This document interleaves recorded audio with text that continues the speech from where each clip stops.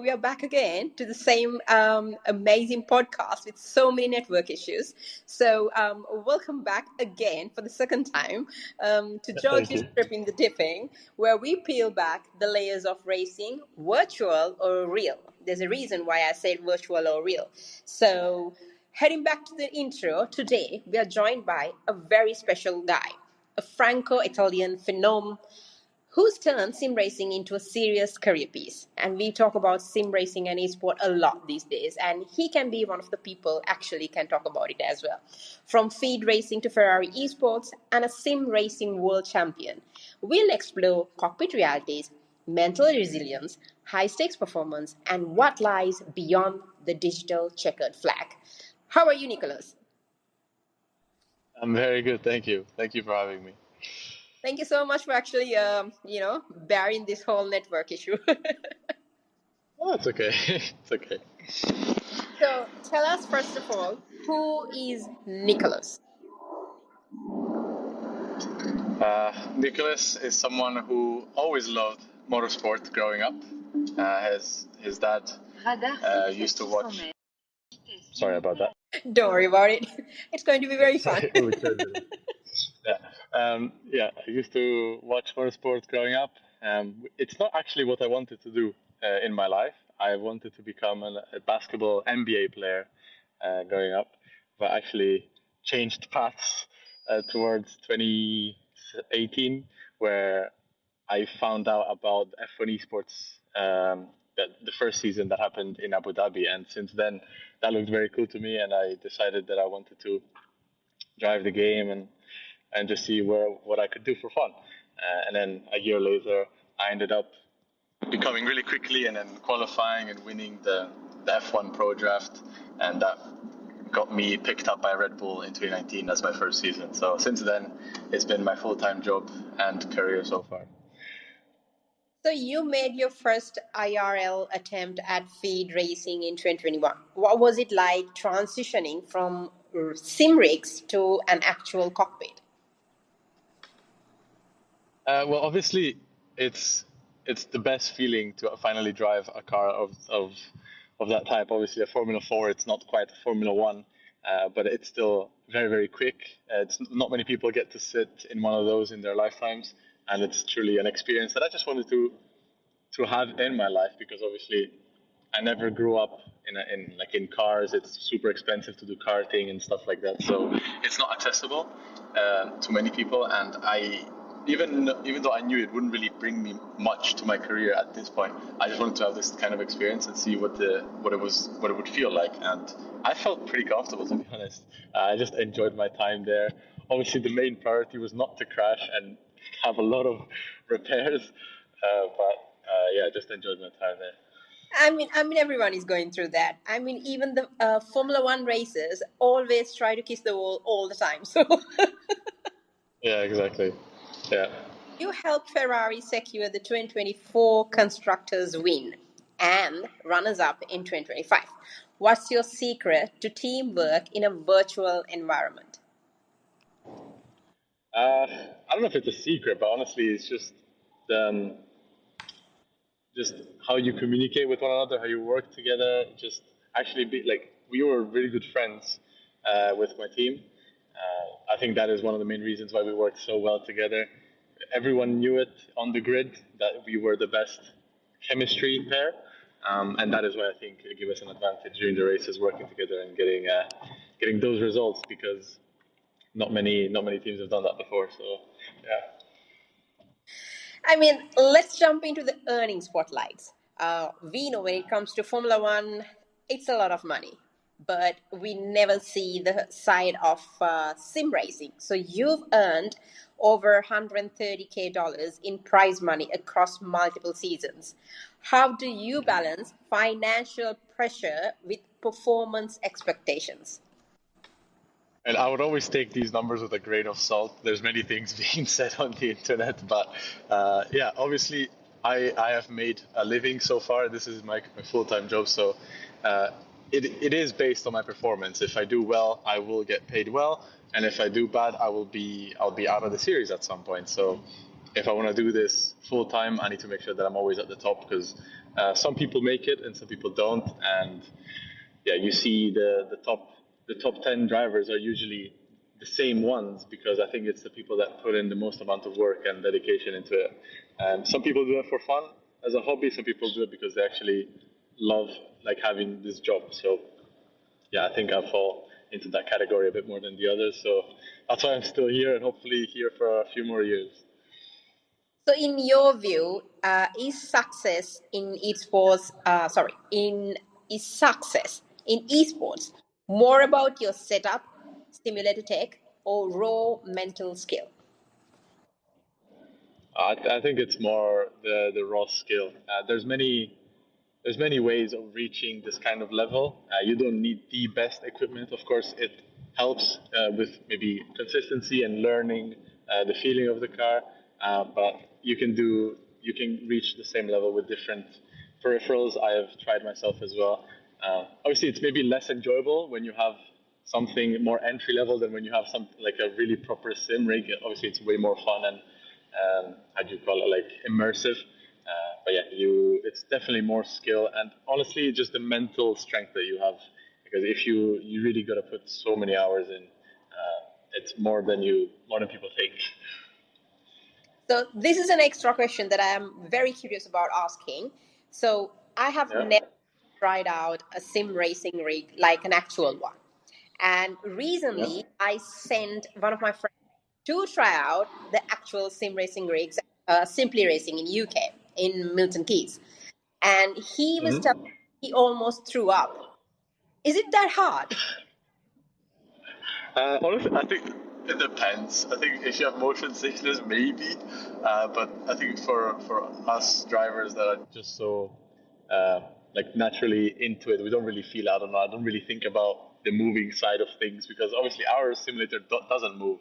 It would just be annoying having that movement for 6 to 8 hours a day. It's just not going to be good for your back or for anything. So we have it stable. But I have driven the really proper ones, the moving ones, and it is tiring. When you do a full day of testing, I come out of that place sweaty and very very tired. So yeah. So even for sim racers, endurance and fitness matters. Yes, absolutely it does. So who's been your biggest mentor in sim racing and how have they shaped your development? I wouldn't say if I wouldn't say I have a mentor in sim racing specifically, but I've always followed Lewis since I can remember, since I was a child, and I've always looked up to him and wanted to be and reach the same things as him. Obviously, not in an actual F1 because that is circumstances are not like that. But just I'd say him and myself always pushing to be better because I hate losing, and I always want to be faster than the opponent. So I think that yeah, just having Lewis growing up and my competitiveness together, that's what keeps me going. I mean, you can be the god in sim racing arena, definitely. So you have that opportunity. And also, you're in Ferrari. Have you ever had the opportunity of actually meeting him in person? Well, no, actually, I have left Ferrari a few weeks ago. If you guys saw, I spent 2 years with them, and unfortunately, Lewis came to Ferrari just as I left, so the timing wasn't very good. But hopefully, Oh my I'll meet him in God. the future. No, I think hopefully I'll meet him in the future for sure. Yeah, I wish I did, but I'm sure I'll meet him because I do attend quite a few F1 races, maybe once or twice a year. So, yeah, the time will come. Definitely, definitely. When the time comes, you can go ahead and tell him straight away, "Hello, you're the god on the track. I'm the god on the sim rigs." Yeah, exactly. So, after driving Ferrari's real S4 24 simulator in Maranello, did you notice differences compared to the home setup?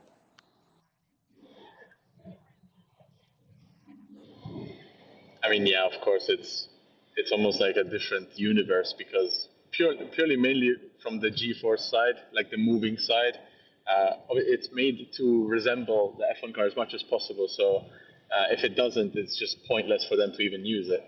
So that's what I was talking about. After a full day of testing in the simulator, it's extremely like hard on your back, on your legs, on your arms.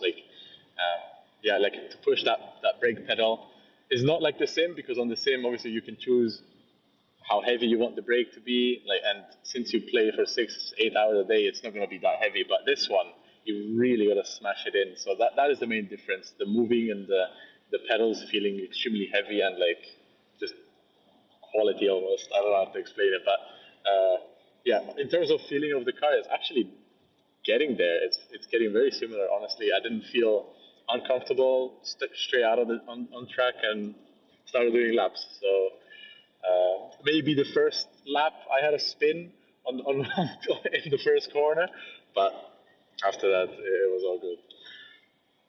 Okay, so Nico, in a sport dominated by milliseconds, you talk about the whole sweating part while doing the simulator at Maranello.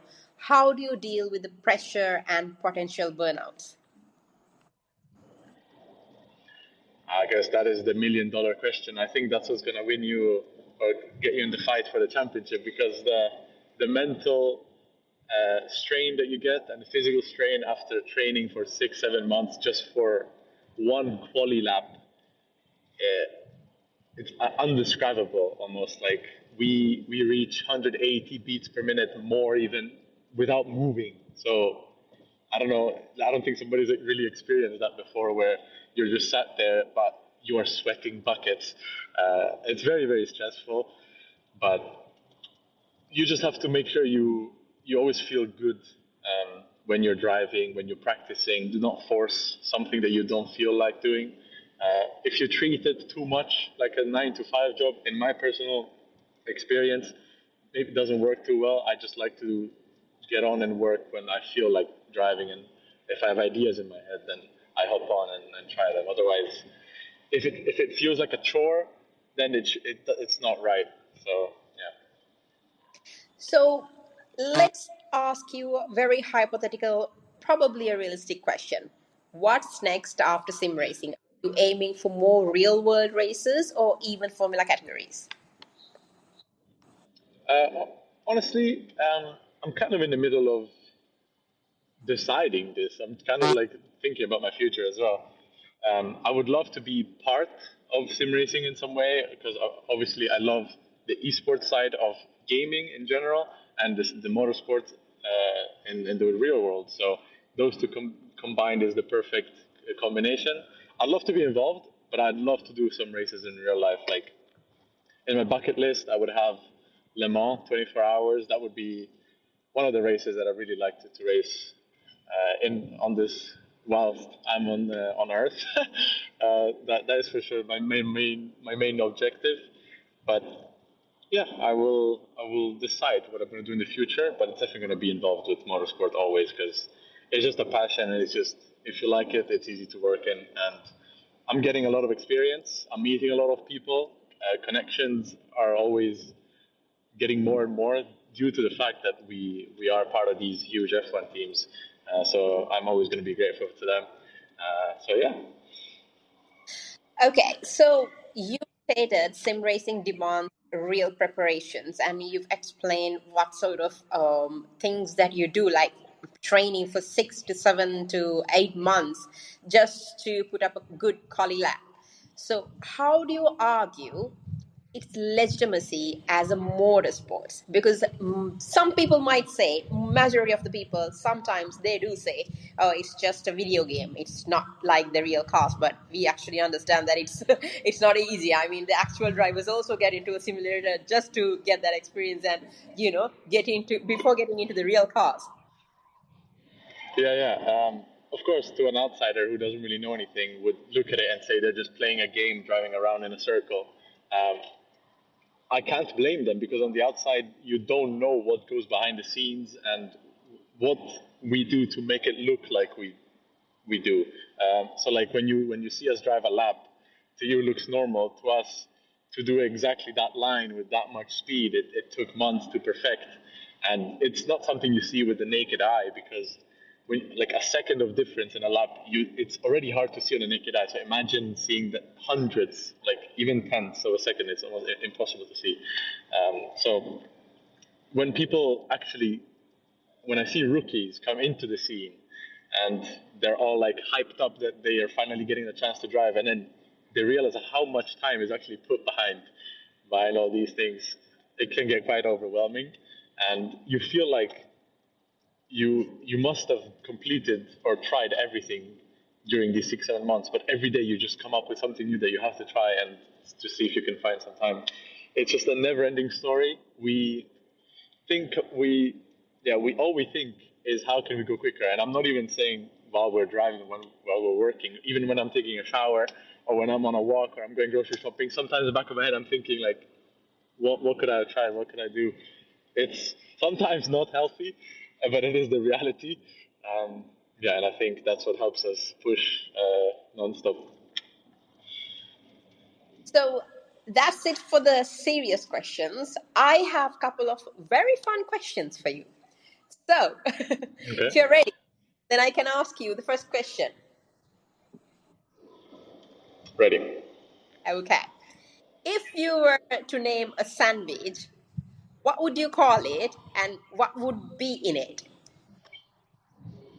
If you had to name a sandwich,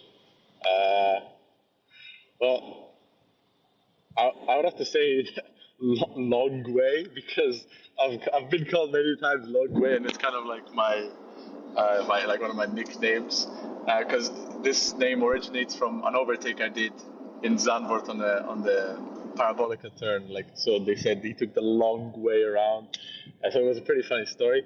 But what I would put in it, I'm a big fan of tomatoes, so there would have to be tomatoes, and I'm a big meat lover. But I don't know. I would put roast beef, tomatoes, uh, some salad, and I don't know what kind of sauce I could put. Maybe some mayo sauce, or I'm not like too into like crazy sauces, I'd say. So yeah. Some garlic mayo would do well. Oh, also that, yeah, true. Okay, so I'm a person who would say yes to pineapple on pizza.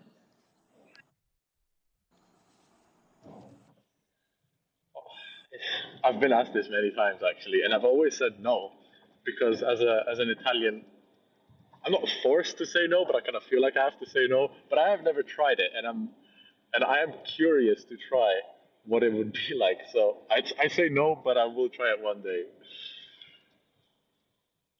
You know what, Nico? I will buy you one so you can actually try it. Oh, You can just you're a yes person. tell the people, tell all the Italians and people who actually hate it, saying that I forced you to eat. I will buy it. Take that blame and I will feed you that. Okay, that sounds good. So I'm in the clear. So, one you would want forever to delete from the sport. What would it be? Something that you would Which want round? to delete from the sport. Oh, like in general, anything? Something that you really hate and that you wish that it does not exist in the sport. I think every motorsport fan will agree with me here. I'm gonna say dirty air. um, no, I don't know if you heard me. Sorry, I cut a bit because I'm in a tunnel. But yeah, dirty air. Okay. So, everybody who's listening to this is join me on this one. Yeah. Okay.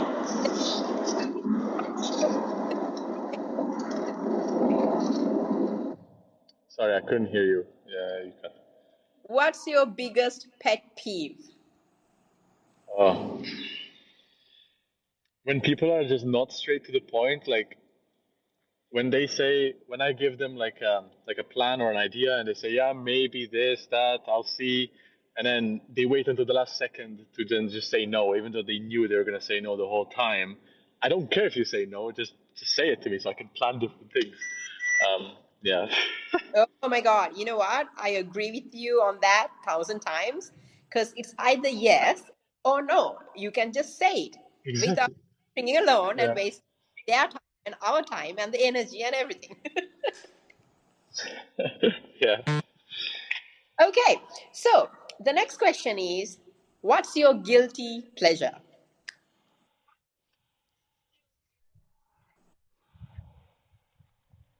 Guilty pleasure. Never really thought about this one. Um, I guess I could. You could just. I think many people have this. They just don't admit it. You just when you're driving, sometimes you listen to white girl music. Like Yeah, I think everyone does that. they're not bad songs. Sometimes I like to listen to them. I would say that. Yeah. So like some songs are considered like yeah, you know what I mean. Yeah, I think every.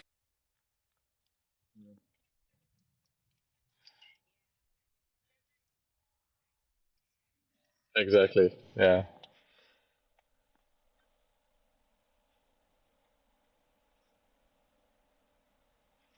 Oh, it cut.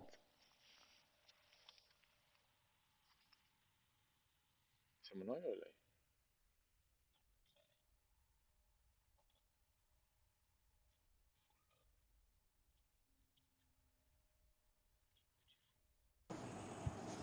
Oh, Yeah, oh, you're back. yeah, I'm back. I keep on vanishing off, and I should actually sue my networkers at this point. Okay, Good idea. so Yeah. so thank you so much, Nico, actually, to take the time and joining us while actually traveling to Hungary on the way. Really appreciate it. No That's worries. a wrap. Another that's like a brilliant episode for us also because it gives a lot of information about the sim racing industry. And I always tell a lot of people whenever I meet them or talk with them or when I pitch ideas for the projects and stuff that I do in the UK and also in Sri Lanka. When it comes to sim racing, it's a whole industry. It's a huge industry that connects Yeah. so many factors. Not just It's not just about having one person doing a video game. It actually takes a lot of efforts. The engineering factors, the media factors, the trainings, everything goes in, and it's not easy. It's not everybody's cup of tea. So, just like you said, some make it, some don't. And you are one of those lucky people who actually made it. And really Yeah. happy to actually connect with you and listen to the side of your story. If you have anything left to say to all the listeners, do say so and do tell everybody who's listening what your social media handles are so that they can give you a follow as well. All right. Well, I just wanted to say, like, I'm very happy to do these sort of things with people like you because it just brings more visibility to sim racing in general. So it helps us, it helps everyone to just grow it even more and more.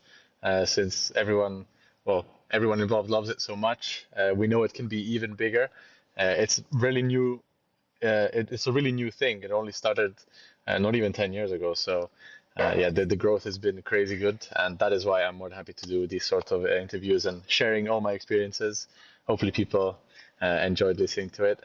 Yeah, I would just say my Instagram is just Nico Longuet, basically my name. If you guys want to follow, check it out. I post everything about my career, to be honest. Also, I post a lot of my actual racing and sim racing leagues and competitions. So you guys can check those out, and they're very very fun and extremely competitive. So if you like that sort of stuff, you can check it out. But yeah, otherwise that's it for me. Thank you very much.